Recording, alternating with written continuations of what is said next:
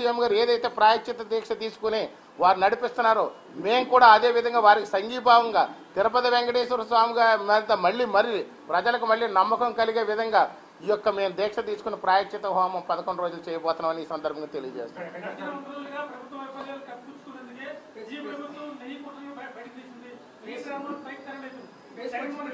ఆ పాత లడ్డు తెచ్చి పెడతాము. ఒకసారి ఆయన జగన్మోహన్ రెడ్డి గారు తింటే అర్థం అవుతుంది. ఎప్పుడు కూడా ఆయన లడ్డు పెడితే వాసన చూసి పక్కన పెట్టేవాడు. ఆయనకి తెలుసు పశుమాంసం అందులో ఉంది, కలేబారాల నుంచి ఆయిల్ తీసి మేము ఈ లడ్డు తయారు చేస్తామని ఆయనకు తెలుసు. 300 రూపాయలకి నెయ్యి ఎలా వస్తుంది అనేది ఆయనకు కూడా ప్రశ్న తెలుసు.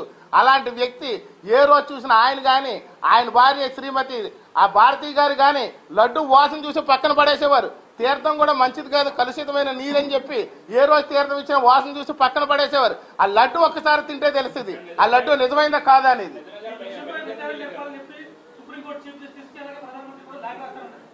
ఆ లేఖలు రాస్తాడు, ఇప్పుడు ఏదో చెప్తాడు, కానీ ల్యాబ్ రిపోర్ట్లు వచ్చినాయి కదా.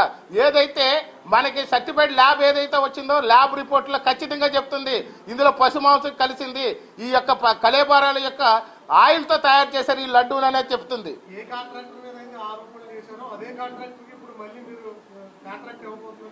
ఇవ్వబోతున్నట్టు కాదు, నందిని అనే దానికి ప్రత్యేకంగా వాళ్ళకి డైరీలు ఉన్నాయి. డైరీలు అనేది ఆవులతో తయారు చేస్తారు వాళ్ళు.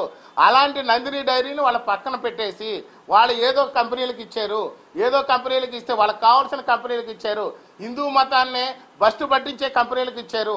అలాగే ఇవ్వడం వల్ల ఇదంతా నష్టపోయింది. నిజానికైతే మాత్రం వాళ్ళు ఏ విధంగానే కాదు. ఇప్పుడు ఇచ్చే దాంట్లో ఇప్పుడు ల్యాబ్ టెస్ట్ చేద్దాం, అప్పుడు నెయ్యే ఇప్పుడు నెయ్యే చూద్దాం, చూడండి ఒకసారి.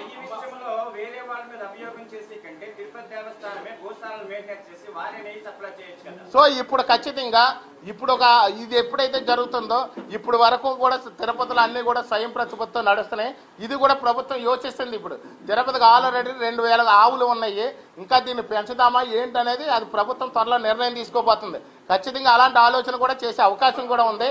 ప్రజల యొక్క ఏదైతే సలహాలు సూచనలు ఉన్నాయో ప్రజల నుంచి ఎక్కువ అర్జీలు ఇప్పుడే అదే వస్తుంది. ప్రజల సూచనలు కూడా అదే చెప్తున్నాడు. సొంతంగా పశువులని అన్ని కూడా మెయింటైన్ చేసి దాన్నే ఒక ఉత్పత్తి చేసి ఆ నెయ్యే స్వామివారికి దీపదూప నైవేద్యాలు అన్నింటిలో కూడా వాడితే బాగుంటుందని చెప్పి ప్రజలందరూ కూడా విశ్వసిస్తున్నారు. దాన్ని కూడా ప్రభుత్వం పరిగణలో తీసుకోబోతుంది.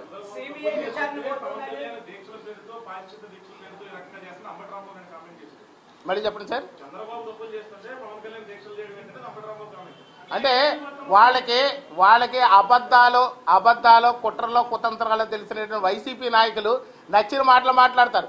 చంద్రబాబు నాయుడు గారు 74 ఏళ్ల వయసులో వరద బాధితుల కోసం బస్సులో 10 రోజుల పాటు ఉండిపోయి వినాయక చవితి కూడా చేసుకోకుండా ఆయన బస్సులో కూర్చుని బస్సులో నిద్రపోయి బస్సులో తిని అక్కడ యొక్క వరద బాధితులు పరామర్శిస్తే ఆనాడు జగన్మోహన్ రెడ్డి ఎక్కడ వరదలు వచ్చినా ఆకాశ మార్గాన్ని ప్రయాణం చేస్తూ పైనుంచి చూసుకుని వెళ్ళిపోతుండేవాడు. కింద చెట్లు కొట్టేసి ట్రాఫిక్ జాములు చేసేవాడు. దానికి దీనికి అసలు సంబంధమే లేదు. వాళ్ళు చేసేదానికి ఇది కొత్త ట్రాక్ మారుస్తాకి ట్రై చేస్తారు. కానీ ఇక్కడ ప్రజలు మాత్రం పూర్తిగా 5 ఏళ్ళు విని ప్రజలు అర్థం చేసుకున్నారు. ఖచ్చితంగా మాత్రం ఈ విధమైన మోసాన్ని మాత్రం ఎవరు చూడరు. ఎవడే క్షమించినా తిరుపతి వెంకటేశ్వర స్వామి ఖచ్చితంగా క్షమించడు. ప్రజలు ఇప్పటికే క్షమించలేదు. తిరుపతి వెంకటేశ్వర స్వామి చూడ ఖచ్చితంగా పనిష్ చేస్తారు. ఆయన ప్రసాదం కల్తీ పేరుతో కల్తీ చేసి ప్రసాదాన్ని ప్రజలందరికీ పంచారు. చివరికి ఇక్కడ ఆంధ్రాలో పోతే పరుగు పోయింది. చివరికి చూస్తే నార్త్లో కూడా మన అయోధ్యలో కూడా 1,00,000 లడ్డూలు పంచిపెడితే నార్త్ ఇండియన్ బాలాజీ దర్శనం ఒక్కసారైనా జీవితంలో కావాలని చెప్పి ఎప్పుడు ఎల్లప్పుడూ నిరంతరం దేవుణ్ణి కోరుకుంటే నార్త్ ఇండియా భక్తులు కూడా అసహించుకునే స్థాయికి తీసుకొచ్చేసాడు ఈ జగన్మోహన్ రెడ్డి. ఈ యొక్క తిరుపతి వెంకటేశ్వర స్వామి లడ్డు కోసం వాళ్ళ జీవితంలో ఒక్కసారైనా లడ్డు స్వీకరిద్దాము, ఒక్కసారైనా తిరుమల వెంకటేశ్వర స్వామి దర్శనం చేసుకుందామని చెప్పి ఎదురు చూసే భక్తులు ఈవేళ అసహించుకునే స్థాయికి తీసుకొచ్చి తిరుమల ప్రతిష్టని అప్రతిష్ట తీసుకొచ్చాడు ఈ జగన్మోహన్ రెడ్డి. ఖచ్చితంగా ఇప్పుడు రిపోర్ట్ మొదలైంది, ఇనిషియల్ గా ఎంక్వైరీ మొదలైంది. ఖచ్చితంగా సిబిఐ వాళ్ళు కోరుకున్నట్టే దానికంటే కూడా ఎక్కువ జరుగుద్ది. దోషులందరినీ కూడా ఖచ్చితంగా శిక్షిస్తుంది ప్రభుత్వం.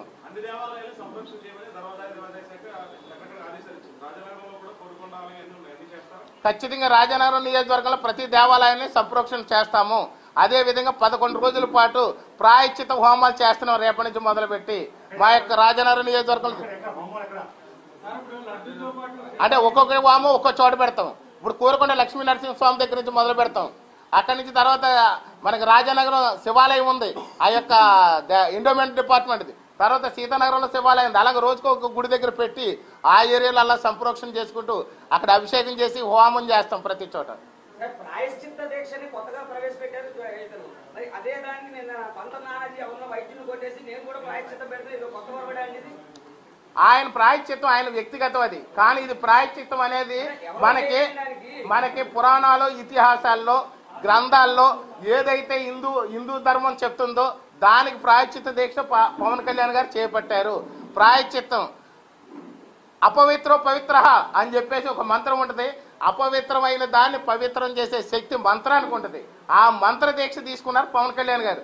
అదే మంత్ర దీక్షతో దేవాలయాలన్నీ కూడా మళ్ళీ కూడా ఏదైతే ఉందో పునర్జీవం పోయడానికి, మనం అపవిత్ర అయింది దాన్ని పవిత్రం చేయడానికి మొత్తం అన్ని అభిషేకాలు, హోమాలు, యజ్ఞాలు, మంత్రానికి ఉన్నటువంటి శక్తిని ఉపయోగించి జరిగిన తప్పున అపరాధాన్ని మన్నించి స్వామి ఇక మీదట మేము ధర్మంగా దాన్ని చూస్తాము, ఏ విధంగా అయితే ఏ క్వాలిటీ చూసి రుచి ఆ యొక్క ఏ విధంగా ఉండాలో ఆ విధంగా కూడా ఈ ప్రసాదాన్ని భక్తులు మళ్ళీ అందజేస్తామని చెప్తూ ప్రాయశ్చిత్తం అనేది చేస్తున్నాం తప్ప ఇది ఆ ప్రాయశ్చిత్తానికి దీనికి సంబంధం లేదు. ఎందుకంటే ఆయన ప్రాయశ్చిత్తం వ్యక్తిగతంగా పడుతున్నాడు. నేను పొరపాటున ఒక మాట అన్నాను కాబట్టి నాకు నేను శిక్ష విధించుకున్నానని ఆయన చెప్తున్నాడు తప్ప దానికి దీనికి సంబంధం కాదు. అది ఖచ్చితంగా అయితే ఒక వ్యక్తిని